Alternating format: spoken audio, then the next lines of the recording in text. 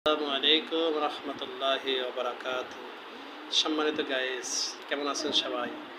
আছে পবিত্র ঈদুল আজহা, কোরবানির ঈদ।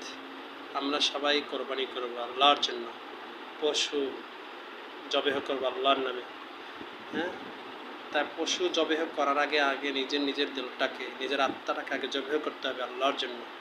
কেননা আল্লাহ তাআলা পবিত্র কোরআনে বলছে, বিসমিল্লাহির রহমানির রহিম, কুল ইন্না সলাতি ওয়া নুসুকি ওয়া মাহইয়ায়া ওয়া মামাতি লিল্লাহি রাব্বিল আলামিন লা শারিকা লাহু ওয়া বিযালিকা উমিরতু ওয়া আনা আউওয়ালুল মুসলিমিন।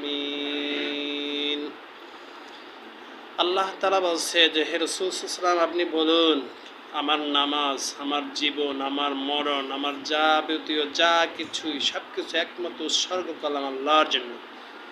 কাজী আমরা যা কিছুই জীবনে করি সব কিছু আল্লাহর জন্যই করতে হবে। আমরা মুসলিম, আমাদের ধর্ম ইসলাম, আমরা এক আল্লাহর বান্দা, এক নবীর উম্মত। কাজী মুসলমান সাবধান, যদি আমরা আউয়ালুল মুসলিম, যদি আমরা মুসলিম দাবি করি, যদি প্রকৃতভাবে মুসলমান হতে চাই, তাহলে আমাদের প্রকৃতভাবে আল্লাহর দাসত্ব করতে হবে, আল্লাহর হুকুম মেনে চলতে হবে। কাজী ভাইরা আমার, যে পশু জবেহ করবেন, পশুটা যেনই সতেজ হয়, পশুটা যদি সুন্দর হয়, আর আগে ক্রয় করে পশুটাকে সুন্দরভাবে নিজে যত্ন করবেন, যাতে নিজের মায়ায় বাঁধে। কেননা ইব্রাহিম আলাইহিস সালাতু ওয়াস সালাম, তিনি যখন তার প্রিয় পুত্রকে কোরবানি করেছেন, সেটা কোনো অতি প্রিয় ছিলেন।